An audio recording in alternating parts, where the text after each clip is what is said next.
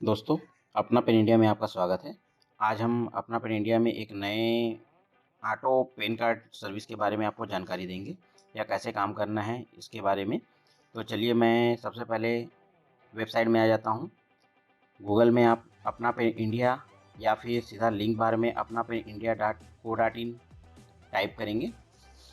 जैसे ही आप टाइप करते हैं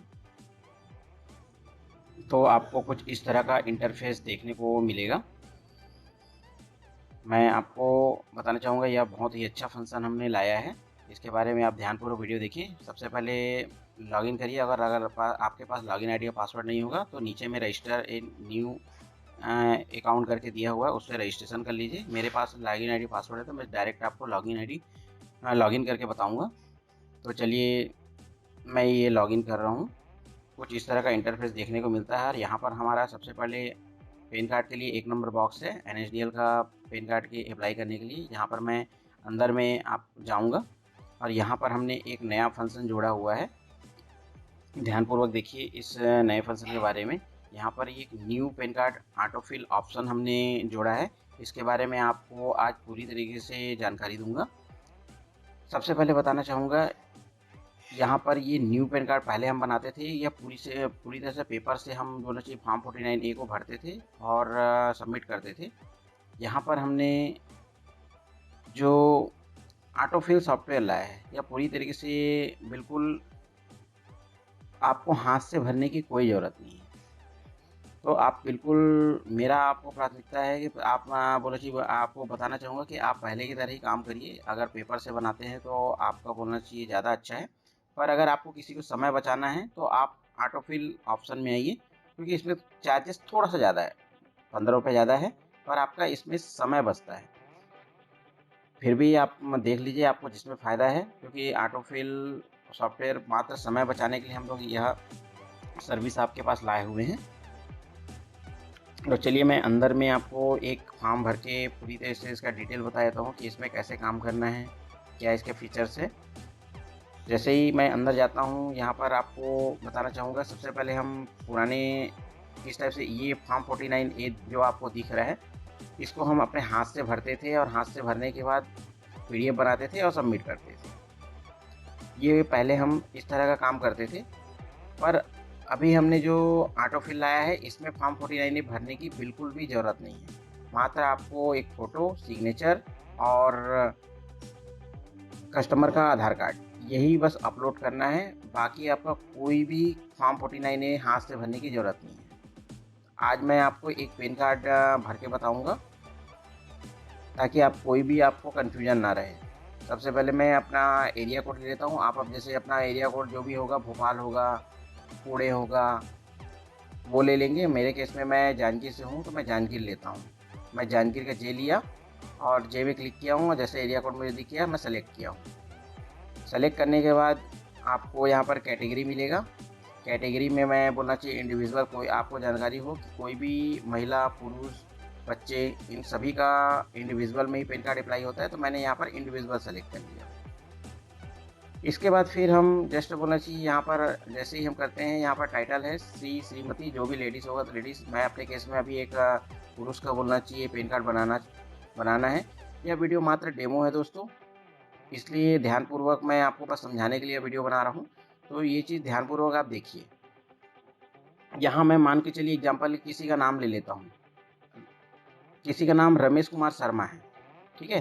तो हम इसका फॉर्म कैसे भरेंगे? अगर मैं सामने में किसी रमेश कुमार शर्मा का अगर पैन कार्ड अप्लाई कर रहा हूँ, तो शर्मा लास्ट नेम हो जाएगा, रमेश फर्स्ट नेम हो जाएगा और कुमार उसका मिडिल नेम हो जाएगा।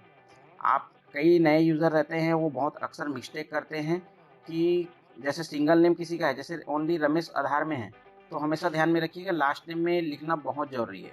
लास्ट नेम मतलब कंपल्सरी, देखिए स्टार मार्क भी लगा हुआ है। चाहे आधार कार्ड में अगर सिंगल नेम है तो रमेश लिखना है, वही उसका नाम भी बन जाएगा, वही उसका टाइटल भी बन जाएगा। तो ध्यान में रखना है, यहाँ पर कन्फ्यूजन नहीं होना है कि सिंगल नेम में रहेगा। अगर किसी का नाम 4 नाम में रहेगा, जैसे किसी का नाम ए, बी, सी है और डी है, तो क्या होता है, ए को फर्स्ट नेम में डालना है, बी और सी को मिडिल नेम में डालना रहता है और डी को लास्ट नेम में डालना रहता है। तो बिल्कुल आप इसमें बोलना चाहिए कन्फ्यूज़न बिल्कुल मत रखिएगा। अगर किसी का नाम 4 नेम में है, जैसे मैं अभी एग्ज़ाम्पल के लिए देखिए एक श्याम कुमार पटेल का ही आपको फॉर्म भर के बताता हूँ। श्याम कुमार पटेल, अगर 4 नेम हैं, अगर मान के लो उसमें एक बीच में मिडिल नेम और भी जुड़ गया राम, तो हम मिडिल नेम में ही उसको ऐड करेंगे। अगर आप फिर भी कन्फ्यूजन रहे तो हमारे सपोर्ट बॉक्स में लगा के हमसे जानकारी ले सकते हैं कि किस टाइप से फॉर्म भरना है, पर आप बिल्कुल सिंपल प्रोसेस है, कोई ज़्यादा कठिन नहीं है। यहाँ पर मैं फादर नेम कोई भी एक नाम ले लेता हूँ और उसके बाद फिर हम आगे बढ़ते हैं। देखिए यहाँ पर हम कोई भी फॉर्म 49A का इस्तेमाल नहीं करेंगे, मात्र यहाँ पर ऑनलाइन हमको फॉर्म भरना है और बहुत केयरफुल भरना है, क्योंकि अगर आप एक मिस्टेक करेंगे तो आपका वही छप के गलत वाला आएगा या फिर डेमोग्राफी एरर आ जाएगा। तो मैंने जल्दी से फादर का नेम भी डाल लिया हूँ। अब जस्ट हम यहाँ पर नेक्स्ट कस्टमर का मोबाइल नंबर डालेंगे। जो भी कस्टमर होंगे ध्यान में रखिएगा, उनका मोबाइल नंबर आप डालिए। मैं अपने केस में जल्दी से मोबाइल नंबर भी उनका फिलअप कर रहा हूँ और मोबाइल नंबर बहुत ध्यानपूर्वक डालिए। एक भी मिस्टेक होता है तो उनके पोस्ट में जाएगा, तो फिर आपको बोलना चाहिए गलत अगर होगा तो डाउनलोड नहीं हो पाएगा, बहुत तरह का परेशानी है। ईमेल आईडी ध्यान में रखिएगा, मेरा पहले ही आपको पहले वीडियो में भी बताया हूँ कि ईमेल आईडी हमेशा अपना ही डालना, अपनी शॉप का डालना है आपको। रिटेलर भाई क्या है कि कभी कभार कस्टमर का डाल देते हैं और कस्टमर बाद में आके बताता है कि मेरे पास तो पासवर्ड नहीं है या फिर मैंने डिलीट कर दिया।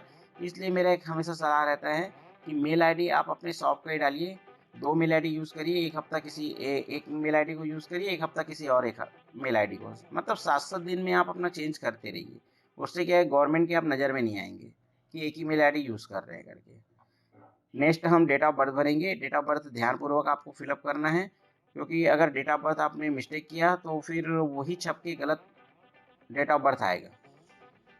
यहाँ पर मैंने डेट ऑफ बर्थ भी फिल कर लिया। जो भी है आपके केस में, अगर मेल होगा तो मेल लीजिए, यहाँ पर फीमेल होगा तो फीमेल लीजिए। यहाँ पर फिर डिस्पैच स्टेट, आप जो भी स्टेट के आपके ग्राहक हैं, जैसे कोई छत्तीसगढ़ का है, कोई मध्य प्रदेश का है, कोई महाराष्ट्र का है, कोई गुजरात का है, जो भी आपके केस में होंगे वहाँ पर आप सेलेक्ट करिएगा। उसके बाद नेक्स्ट हम आते हैं बोला जी आधार कार्ड नंबर। आधार कार्ड नंबर जो भी कस्टमर का होगा बहुत ध्यानपूर्वक डालिए। यह वीडियो मात्र डेमो के लिए है, इसलिए मैं कोई भी एक ऐसी आधार नंबर डाल दे रहा हूँ। ये मैंने आधार नंबर फिलअप कर दिया। नेक्स्ट आधार कंपलसरी है, इसलिए आधार आ गया। उसके बाद फिर एड्रेस, ध्यानपूर्वक यहाँ पर एड्रेस डालना है। जो आप एड्रेस डालेंगे उसी एड्रेस में पोस्ट होके आएगा, इसलिए आप बिल्कुल केयरफुल यहाँ पर एड्रेस डालेंगे। और मेरा एक सलाह है, जैसे आप लेडीज़ लोग का बनाते हैं तो अक्सर क्या होता है कि लेडीज़ लोग में पोस्टमैन अगर लोग लेके आते हैं और अगर उस लेडीज़ को अगर नहीं जान पाते तो रिटर्न कर देते हैं। इसलिए हमेशा ध्यान में रखिए कि घर के कोई मुखिया का या तो उनके हस्बैंड का या उनके फादर का नाम यहाँ पर पहले केयर ऑफ में ज़रूर फादर या फिर बोलना चाहिए हस्बैंड का नाम ज़रूर डालिए। उसके बाद जो उनका विलेज है वो डालिए, फिर उनका पोस्ट डाल दीजिए, वार्ड नंबर डालना है वार्ड नंबर डाल दीजिए, उसके बाद उनके तहसील डाल दीजिए। फिर प्रॉपर कहने का मतलब है कि उनके घर में पहुँच जाना चाहिए कि बिना किसी परेशानी के। आप आधार में देख लीजिए थोड़ा मोड़ा, अगर मान के चलो गवर्नमेंट बोलता है कि 50% कम से कम यहाँ से मैच होना चाहिए, तो आधार के अनुसार से आपको डालना है। ऐसा नहीं है कि अपने मन से आप कुछ भी डाल दिए, कुछ चीज़ आपको मैच होना चाहिए। बहुत अगर थोड़ा मोड़ा आधार में कमी है तो आप अपने मन से भी थोड़ा मोड़ा ऐड कर सकते हैं यहाँ पर। चलिए मैं यहाँ पर डिस्ट्रिक्ट भी डाल दिया हूँ, और डिस्ट्रिक्ट डालने के बाद जो भी आपका स्टेट होगा वो आप स्टेट सेलेक्ट कर लेंगे। पिन कोड आप आधार कार्ड में देख लीजिए कि क्या है आपका पिन कोड, और पिन कोड डालने के बाद नेक्स्ट हम बोलना चाहिए आते हैं आगे।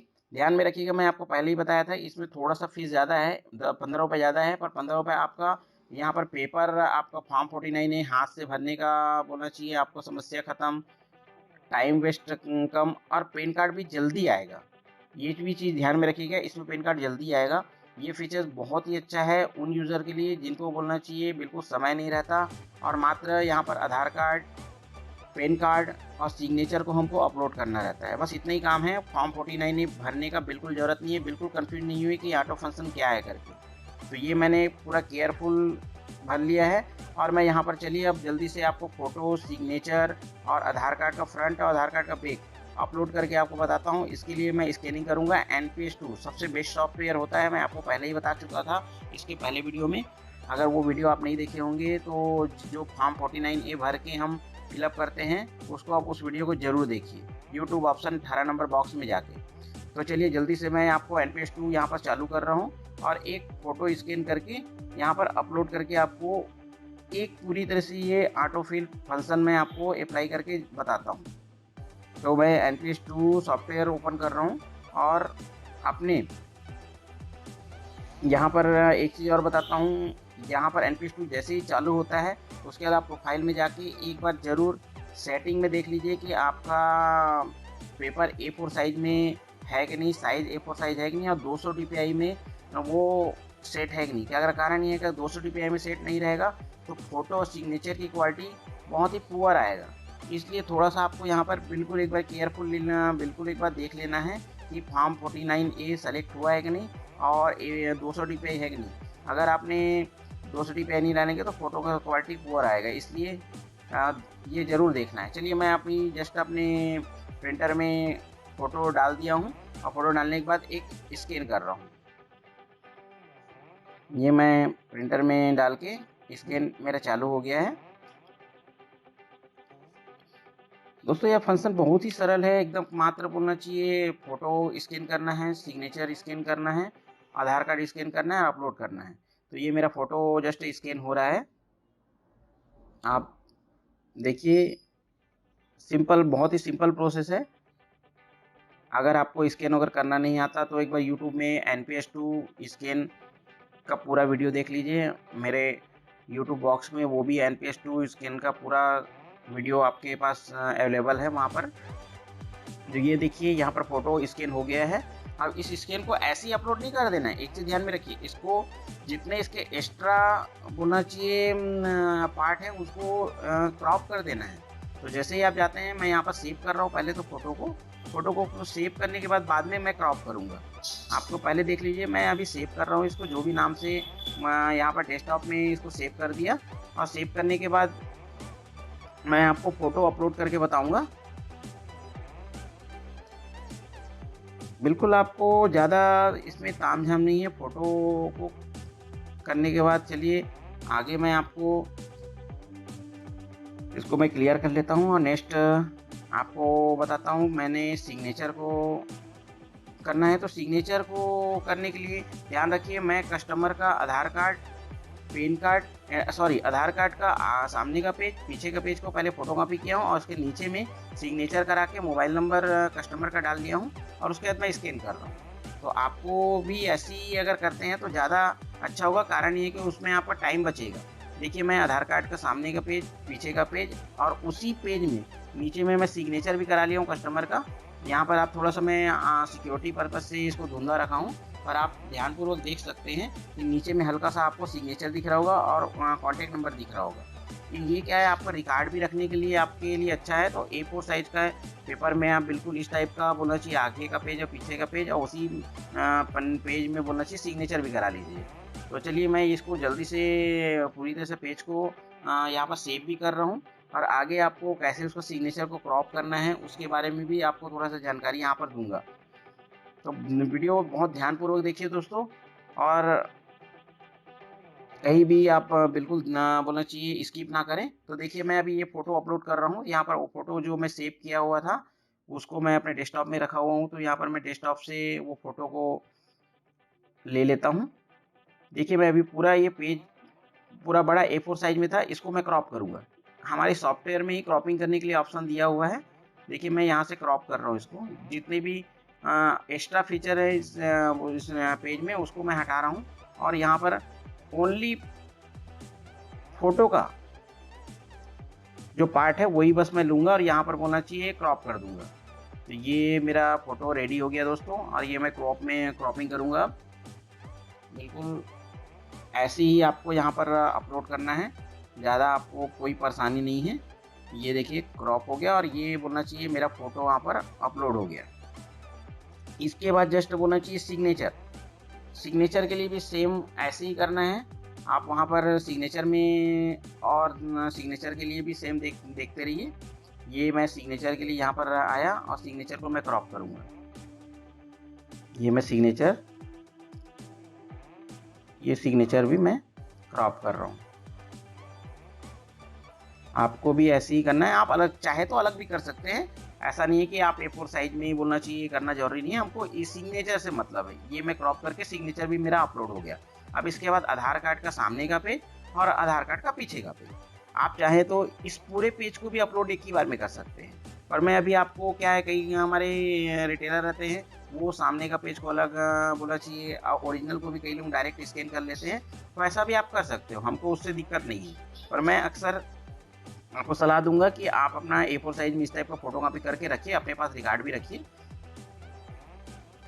ये मैं पीछे का पेज को क्रॉप कर दिया। आप चाहते हैं तो पूरा का पूरा एक साथ पेज को भी दोनों में आगे और पीछे में अपलोड कर सकते थे।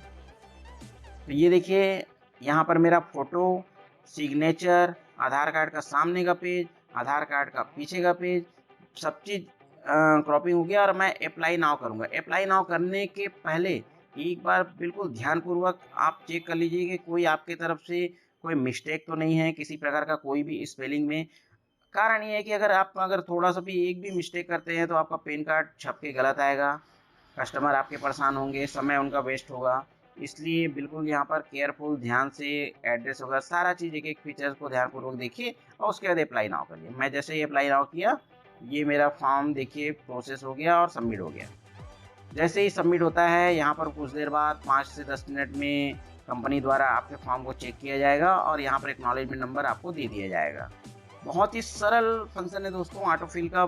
आपको मैं इतना सरल फंक्शन हमने लेके आया है कि आप बोलना चाहिए अपना कुछ ही समय में बोलना चाहिए पैन कार्ड बोलना चाहिए अप्लाई कर लेंगे। और आपको बताना चाहूँगा इस ऑटोफिल फंक्शन में पैन कार्ड आपका मात्र 3 से 4 दिन में पैन कार्ड आपके ईमेल में आ जाएगा और 10 से 15 दिन में आपके घर में पहुँच जाएगा। तो दोस्तों यहाँ पर एक बार व्यू करके भी देख लीजिए आप। मेरा एक बार आपसे रिक्वेस्ट है कि किसी प्रकार का कोई भी आप मिस्टेक अपने तरफ से तो नहीं किए हैं। अगर मिस्टेक होगा तो आप कस्टमर सपोर्ट नंबर में कॉल करके भी बात कर सकते हैं। यहाँ पर फ़ोटो अगर भी आप एक बार देख लीजिए कि किसी और का फ़ोटो तो नहीं अपलोड हो गया है। आधार कार्ड को भी चेक कर लीजिए, सिग्नेचर को भी चेक कर लीजिए। तो हेल्पलाइन नंबर आपको देख लीजिए, मैं नीचे में दे दिया हूँ। तो कैसा लगा दोस्तों ये फंक्शन आपको? ज़रूर कमेंट करके बताइए। बहुत बहुत धन्यवाद अपना पेन इंडिया में। Thank you.